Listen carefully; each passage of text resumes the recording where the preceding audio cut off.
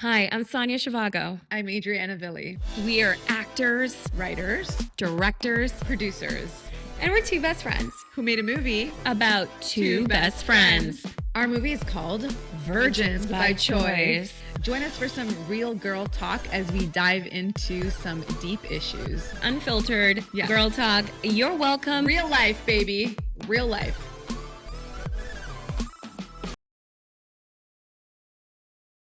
Hello, Internet. It's her favorite line. I kind of really like it. It's really growing on me. I need to get a shirt that says Hello, Internet. I think it's great. Virgins by Choice on the back. Virgins by choice, always. Always. So today we're exploring, what does time to heal mean?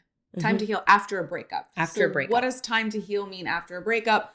How long is appropriate? Is there an appropriate amount of time? Yeah. That's our topic. That's our topic of discussion. So, with that, what do you think? Well, personally, like just the way my life has been, so I'll just speak from my own personal experience.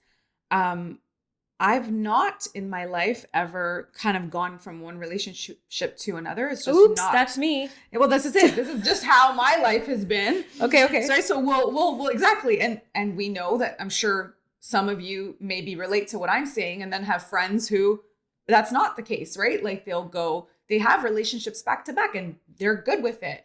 And we're going to talk about that. So for me, it's just not been like that. I usually need time for myself to process my intense pain. I'm a sensitive person. And that's just how I process my pain. I think needing that time to myself. And I don't think I could fathom, even when I've been the person to break up with the person, it's just, it's harder for me. So in my adulthood, I've never been single for more than 3 weeks. I've been in long-term relationship after long-term relationship. Yeah. Now, I'm not saying I wouldn't have benefited. And I actually wanted time to heal. But then it was always circumstantial that I met someone that I really connected with, and it was inconvenient that it was so soon after. That's kind of, it always felt like, oh, I really wanted this time to heal. And now I met someone wonderful and I don't want to pass that up. So that said, I think it's something where you can communicate, which I had in my situations. Let's just take it slow because I came out of a really long-term relationship and I need to take it slow. And so that crossover has worked. Again, sometimes you can't just wait. But then most people, I think, if they're worth it, will wait for you. Maybe in other situations, I should have stayed friends for longer before taking that step. And what's really interesting is Dr. Ramani, who is a narcissism expert, says it's 1 year you should not date. She says it's 1 full year. Now, minimum. is she talking about just when you're coming out of a narcissistic relationship, or even if you're just breaking up with someone that you had a healthy relationship She's with? talking about narcissistic. Okay. So in an abusive dynamic, Yeah. that's at least 1 year, so that because you're really vulnerable to falling for a similar type of person. I think to me that really resonates. I think even if it wasn't specifically narcissistic abuse, but I feel like if you were in a relationship that maybe there was some type of abusive elements, or whether it's emotional abuse or just toxicity. If you were in a toxic relationship, I think that time to heal is really important, just because, I mean, and again, maybe it's not 1 year, but it's time where you're really able to step back from the relationship that you were in, because most of the time when we're in it, we're not seeing all the trouble spots and all the ways that we may be compromised. Well, we don't want to see them. Yeah, exactly. Yeah. So it's good to be able to have that time to reflect on where were you not true to yourself? Where did you overextend yourself or over compromise or allow certain types of behavior that was not okay, so that we don't fall into the same traps in another relationship, right? Because you're having enough time to reflect on that. Yeah. And again, there could be people that are really supportive of your healing journey that you're with that are going to be supportive. So it's also personal case by case. And then, I mean, one thing I think most people would agree on is probably not a great idea to go on a binge, like a a sex spree like Luna does in the film. So we have our characters who explore these things, after a relationship, what do they do? So Luna's character, She just always upside down, tried everything twice. That's what she says. she calls it go mode. Yes. Like go mode. She just is, seeking relationship after relationship or connection after connection, I guess. But I think it's also for Luna, she's coming out of an abusive relationship. So Yes. I think there's also like making up for lost time kind of an idea. And I think a lot of people who felt like they couldn't really live the way they wanted to in the relationship, now when they're single, they're like, well, now I can do all the things that I wanted to. And a lot of them, if they were missing connection and intimacy in the relationship, instead of needing more time for themselves, would be like, actually, I've been seeking intimacy. I've been alone all this time in the relationship. Yeah. So why would I then choose to be more alone? I'm actually seeking connection now. Yeah. And that's what they need, right? Yeah. So it's interesting. It's like not one size fits all. No. And I think it's a personal journey to figure out, what are the habits? Are they helping you? Or the habits is the response or the reaction? Is it helping you? Or when has it gone too far? So for Luna in the film, at some point she's like, okay, I've now reached my capacity here. This is not working anymore. Like whatever it was serving for her, it now has to shift as she realizes. Yes. Yeah. Because she's completely lost. Yeah. Seriously? My vagina needs a break. Just been on this go mode since Benjamin left. What if we did this together? No sex for the next bit. A whole year. What I want to talk about is there a way to have like a healthy rebellion when you're going through something like this? Yes. And before we even go there, I want to talk about different types of rebellion. So okay. I have felt, so that's one way where you're just like, I just want to talk a little bit about rebellion. So for Luna, she was seeking that connection and that love. So it's a kind of a form, not even of rebellion, but of fulfilling a need that she didn't have, like in all that time she was alone within the context of her marriage. But I know I felt personally sometimes where like if I've been in a not so healthy relationship or a relationship where I have allowed myself to shut myself down and not be who I am, not be seen, then it's like this rebellion of, I'm just going to go out and do what I want. Like, it's it's again, when you're in a more an abusive relationship, it's a rebellion to say, screw it. I'll date who I want, when I want, how I want. No one's going to tell me what to do. And it's almost like a reclaiming of your personhood, because if someone was kind of stifling that in you, or just, when we were talking about kind of dynamics between, in an abusive scenario when you're feeling like you're quiet and you're not allowed to be who you are. And it doesn't even have to be abusive. We do that sometimes because we just don't feel like we can fully be ourselves with our partner. Exactly. It could be just something compatibility that we're doing. issue. Yeah, exactly. That we're doing towards, or because you don't say how you feel because you don't want to rock the boat. And, and there's that fine line where you don't say what you want to say because you don't want to rock the boat. And then there's I'm walking on eggshells because I don't know when this person is going to blow up. Or so, it's a spectrum in terms of, whether it's toxic or not. Are you picking up my hunger sounds into the mic? My stomach is growling. Okay. It seems like my body likes to express itself in relation to the theme. Excellent. Right? So hunger pains. We are hungry for love, connection. So we might not want to wait. This is how I'm interpreting my body. My body likes to communicate. It's, yes, I hear you. You will eat soon. But anyway, just in case you're hearing that growling, it's like that. Like if you're hungry for connection. Yeah. But being careful to distinguish between true connection and the illusion of it through just sexual acts, right? That's not true, deeply satisfying connection. It's very fleeting. It's good for the moment. And then it's like eating junk food, right? Yes. Fleeting is a great word. Yeah. Yeah. So that said, can we have a healthy rebellion? Yeah. Perfect. Exactly. Can we? And what would that look like? So eating junk food without actually eating junk food, like satisfying that need to let the inner rebel out, or like embrace your bad bitch era, like get graffiti and like have a graffiti party and like, I don't know, like wear all the stuff that, you know, you would dare wear before. Like, could you do that with a friend? Could you do that without blowing up your life? Could you could you let out the anger and the rebellion in a way, and that energy, or that like dark goddess energy, like Kali, could you let that out in a healthy way so that you don't sabotage your life and end up, there it is, the hunger pains again, that you don't end up like Luna did at the beginning of the film, where she's completely lost and her life's falling apart. yeah, because sometimes we take it too far. That's the thing. Yeah. And it makes sense. We're heartbroken. You know, we're coming out of whatever it is, even if it was a healthy relationship, there's a lot of pain involved. And even if you're the person who ended the relationship, there's still pain if you were in a committed relationship for a period of time with someone that you deeply cared about. Probably this is one of the most, I'm going to say, influential books. I'm not even sure if that's the right word. The most healing books that I've ever read. And I've read a lot of different healing type books in my day.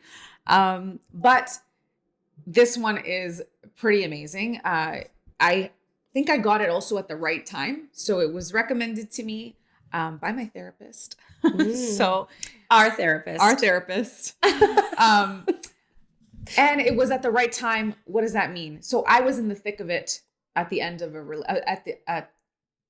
right at a breakup point. So I had broken up. I was in a relationship. It had ended. And so I read this like it was very fresh. I was going through the grief. And this book talks about the stages of grief within a relationship in a way that made me feel really so seen, was helpful, like helpful tools. It was so just perfect timing for me, really. But I think it would be beneficial for anyone that is at a loss of love, which is what this is about. And it's pretty cool. They say, here, I'll let you read it. Well, the journey from abandonment to healing. Yes. If there can be a pill to cure the heartbreak of rejection, this book may be it. Yeah. Rejection, oh my abandonment. Gosh. Yes. Oh my gosh. That is almost like another episode. Oh yes, which we're going to abandonment and rejection. Yeah. Yeah. Surviving through and recovering from the 5 stages that accompany the loss of love. See, I can tell that you read this because of all the little Post-it notes in here. But yeah, really. Oh, and highlights. She has highlighted this. Oh my goodness. You do like your pink and peach highlighter. I like my highlights. Ooh. I mean, talking about healing after a breakup. So just wanted to put out a resource that was really helpful for me. And like, I'll tell you one of the things. Thing that was just one thing. And then after you do that, I want to do the thing where I just randomly pick something. Oh, cool. Like, that's and fun. See what the message for today is. Okay, beautiful. It's love it. So I'm just going to tell you one of the things that I thought, or at least that really touched me, or if I felt like, again, just it helped me to understand all the pain that I was feeling and all the different things that I was feeling within my pain. So one of the things was, it says, your relationship met countless needs that helped maintain your state of equilibrium. Mm-hmm. And she talks about some like biological things and like how you're connected to your partner, even like when you're with that person, like chemically connected to your partner, chemically meaning within your body. And so the loss of that, now that person has been removed from your life, it's like, she talks about having withdrawals and it's physical. It's not just emotional withdrawals and now you're not with that person, but it's also actually physical, which just like helped me. I just felt really validated in how I was feeling. And then just this last line, she says, during withdrawal, you're fighting an enormous aggressive mental battle, which I'm sure many can relate to, exerting as much energy as if you were wrestling with a powerful enemy. So, oh, wow. Yeah. It's deep. It's you know, and that's the pain that we're in when we've had a like loss of love. And I think there's a lot about grief recovery when we've lost a loved Yeah. one, and people know a lot about that and talk a lot about that.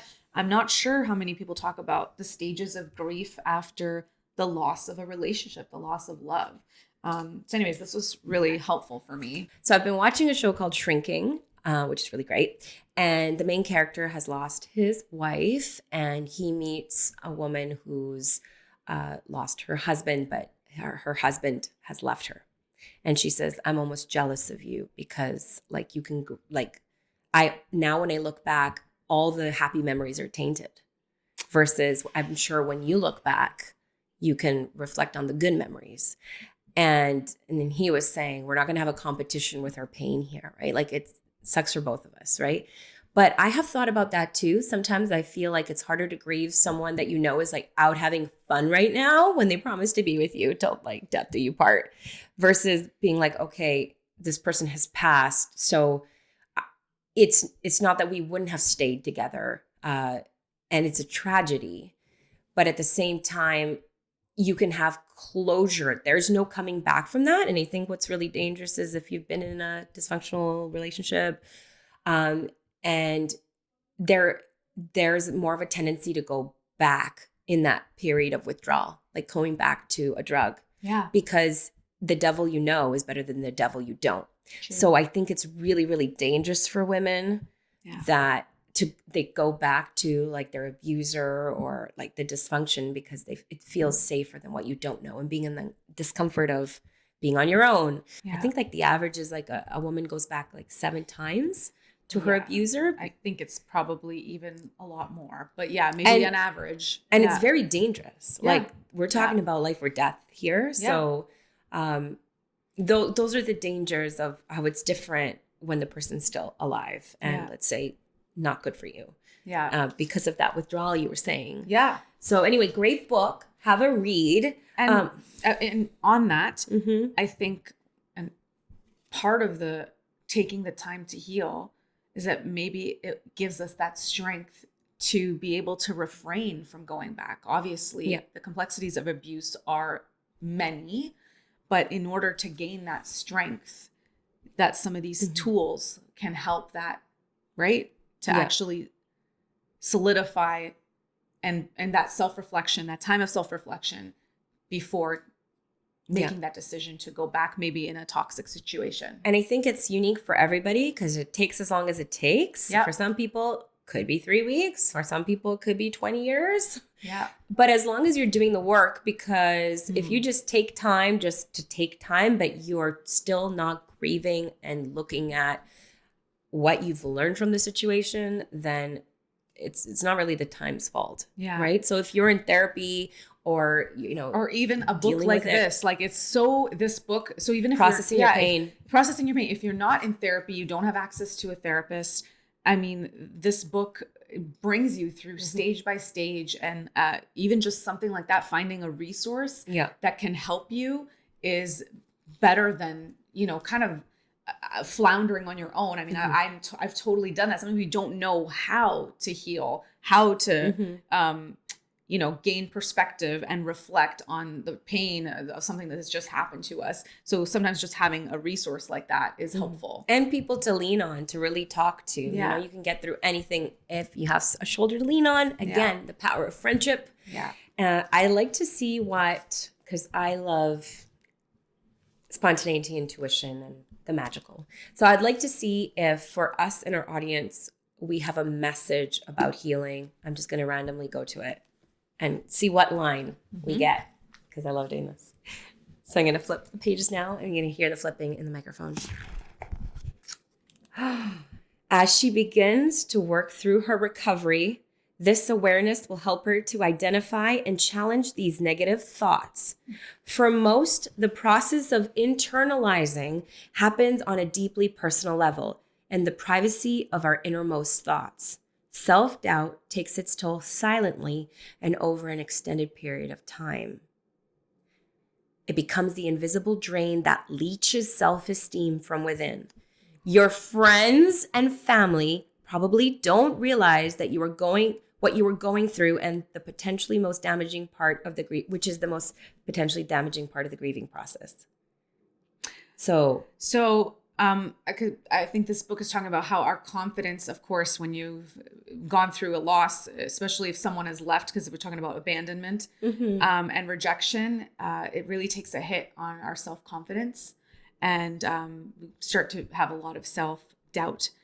So this is just giving us that, working through that recovery, challenging those negative thoughts. Again, these tools of like what can help rebuild that self-esteem, which the book goes into that too. So it's not just part of the difficult parts of grieving, but it's also part of the rebuilding, how we start to rebuild ourselves, rebuild hope for the future, rebuild to be open to future relationships and what we're looking for. So, and it's beautiful. It's just really tied into what we were talking about right here. Yeah. And in your self-image and dealing with, what was it, and these negative thoughts of like, what's wrong with me? Why did this person break up with me? Or why don't things ever, like all these negative limiting beliefs, we have to be very careful with those. Exactly. Especially when you're going through something like this, because the mind is already in a low state. We're depressed. We're going through all this pain. So it's very easy to let that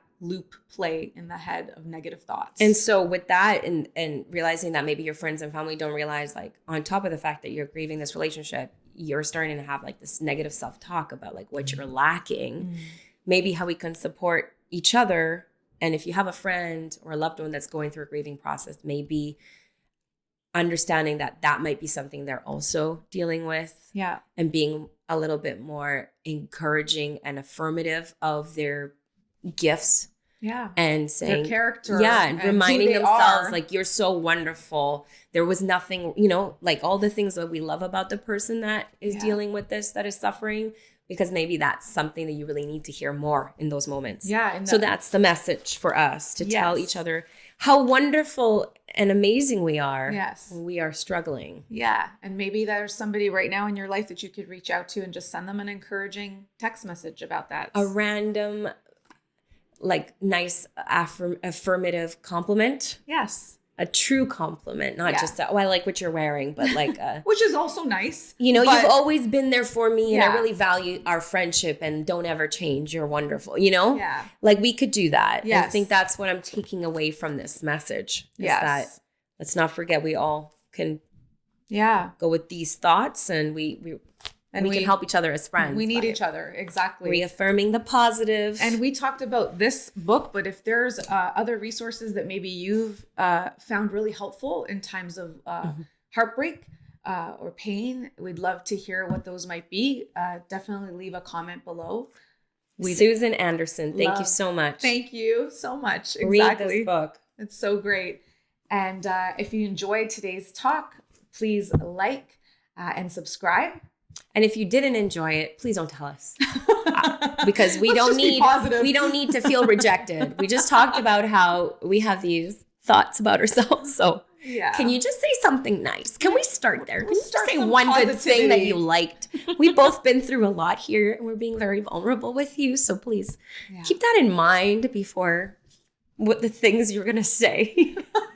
That would be appreciated. If you want to have a party and embrace the rebel, call me up. I'm always down to attend a party where we have graffiti inside, not destroying property outside, but destroying your own walls. Have a party, marry yourself. All this kind of fun stuff. But also just stuff. Let out that rebellion. Let out a healthy destructive energy. Like if you want to take a bat and you break something, there's places to go do that. Totally. There's places to go scream in the woods. Safely, breaking something far away that's not valuable to anyone else. Yeah. Or to, yourself, and doing that. Take boxing. Exactly. I bought myself a boxing bag. She did. Oh my God. We should show you boxing. We'll show you. Oh yeah, we can show them the boxing bag. Oh my goodness. Bought myself a boxing bag because you have anger and it's normal. And sometimes we just need a safe way to let that out. And for me, I started yoga. Very different. Very different. Because I need to calm my nervous system down from being hypervigilant. And yoga is better than boxing. Because I said to my therapist, maybe I should go boxing. And she's like, that is not at all what you need. You need you need yoga. You need therapy, but you also need yoga. And this is it. It's different things for different people, and finding what it is for you that actually makes you feel better after you do it, makes you feel more regulated, more back to your own equilibrium, finding that love, self-love and equilibrium within yourself. So to conclude what we talked about, basically there's not one prescribed way to heal or time frame either. It's very personal and individual. But you got to do the work. Yeah. And then you see how long it takes until you're ready. But if you don't do the work, I don't know what to tell you. Then you're just going to keep repeating the same mistakes and dating the same types of people. We can say that because we know. Because of experience. Exactly. We're preaching to ourselves. Yeah. Mostly. Yes. All the time that you think always, we're being preachy, we're really just talking to each other. And talking about the things that we've already been through together. And I need to remind myself of the ways that my patterns and my behaviors that are not healthy for myself. Yes. Because they're the easy things that you fall into. So I will always remind myself so that I can continue to grow into a healthier version of myself. And I think if you have a tendency to kind of lose yourself in a relationship or be a people pleaser, you might need a little more time to yourself before getting into a relationship, because that's knowing what your boundaries are, knowing what your needs are after you didn't know what your own needs were, right? For a while. And I think even though I've never had more than 3 weeks of being single, but even within the 3 week, you already start, she was already going through healing. It wasn't just, she got into a different relationship, but she was in a healing process. Yes. And the person that I was with knew that too, and everything. So it was open that you were actually seeking that healing. Yes. Yeah. It wasn't a replacement is what I'm trying to say. No, so sometimes no. we go into another relationship because we want to forget all the pain. We don't want to deal with the pain, and it's completely understandable. This is not to judge that. We've all been there. I think most of us have been there.